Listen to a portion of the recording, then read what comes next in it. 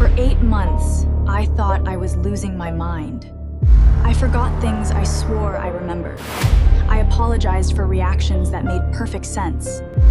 I genuinely believed something was wrong with me. There was nothing wrong with me. I found out the truth completely by accident on a Tuesday afternoon on his laptop in his YouTube history, and the moment I saw it, I stopped being confused and I started packing. My name is Kristen, 26 years old. And I need to start this story from the beginning, because the beginning is the part that explains everything else. Daniel and I met when I was 23. He was 26. He was the kind of person who made you feel understood in a way that was almost uncomfortable at first. Like he could read you before you had finished speaking. Like he already knew what you were going to say and had already decided how he felt about it. At the time, I thought that was intimacy. I understand now that it was something else entirely. We moved in together after 8 months. Everything felt easy in the way that things feel easy when someone is working very hard to make them feel that way. He was patient, attentive, always calm in arguments in a way that made me feel like the unreasonable one, even when I was not. He never raised his voice, never said anything cruel. He would just look at me with that steady, measured expression and wait until I ran out of words. I always ran out of words first. I always apologized first. I thought that was just how our dynamic worked. I thought that was just how I was. The confusion started slowly, the way those things always start. And I would remember a conversation one way and he would remember it differently. Not aggressively, just calmly, matter-of-factly, like I had simply gotten it wrong again. At first it happened occasionally, then it happened constantly. I started writing things down, times, dates, what was said, like a woman building evidence against herself. I brought it up with him once, told him I felt like I was misremembering things all the time. He nodded sympathetically. "You've been really stressed at work," he said. "I've noticed it too. Maybe you should talk to someone." So I did. I saw a therapist for 6 weeks, paid for it myself, sat in that office and described a version of my life that made me sound scattered and anxious and emotionally reactive. My therapist was kind. She gave me tools. She told me stress can absolutely affect memory. She was not wrong about stress. She just did not know what was causing mine. By month 7, I had started apologizing before arguments were even finished. I would start a sentence feeling completely certain about something. And somewhere in the middle of saying it, I would hear myself and think, Maybe I am wrong again. Maybe I am being too sensitive again. Maybe this is the anxiety talking. I stopped trusting my own perception completely. That is the thing about gaslighting that nobody tells you. It does not feel like abuse. It feels like a personal failing.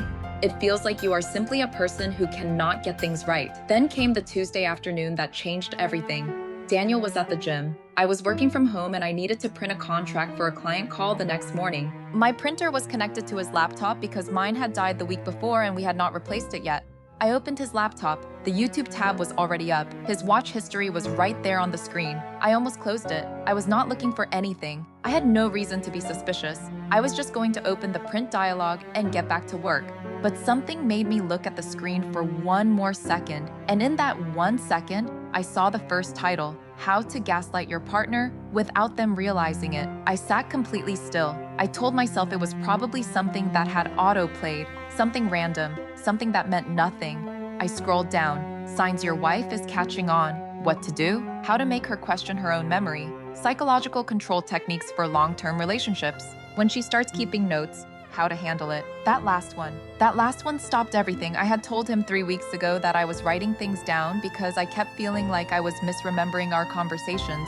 He had watched a video about what to do when she starts keeping notes. After I told him I was keeping notes, I sat at that kitchen table and I did not move for a long time. Then I clicked on his watch history and I counted 47 videos, spanning 4 months, some watched twice, some with timestamps that placed them in the days immediately following our biggest arguments, like he was studying what went wrong and looking for a better approach for next time.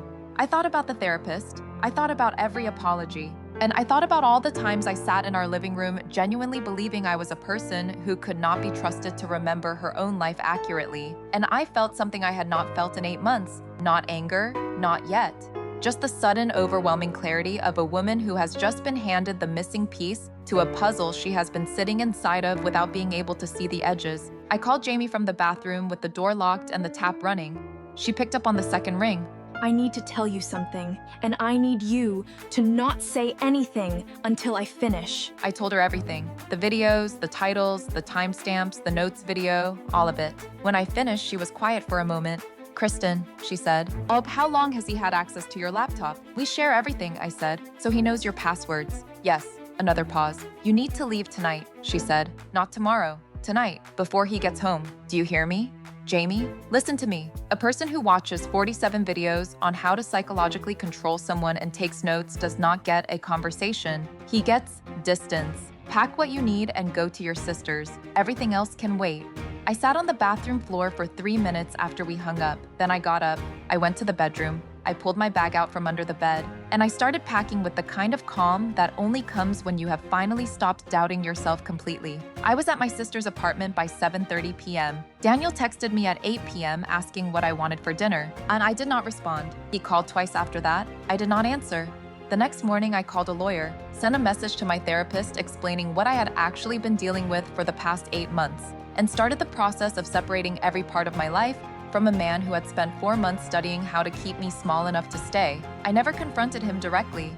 I thought about it. I had imagined that conversation 100 times, but what would I gain from watching him explain it away one more time? He had already shown me exactly who he was, not in something he said, in something he searched.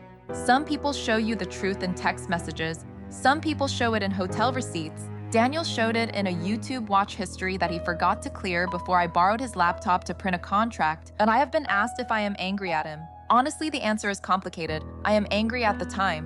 8 months of doubting my own mind, of apologizing for being right, of sitting in a therapist's office describing anxiety that was actually a completely rational response to living with someone who was actively working to destabilize me.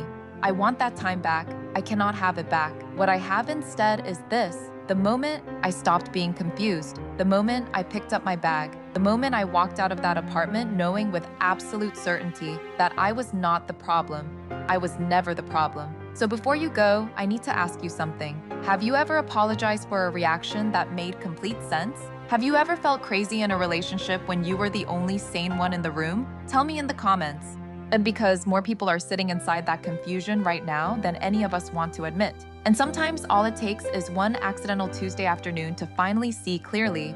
Drop a comment. Have you ever been made to feel crazy when you were actually just right?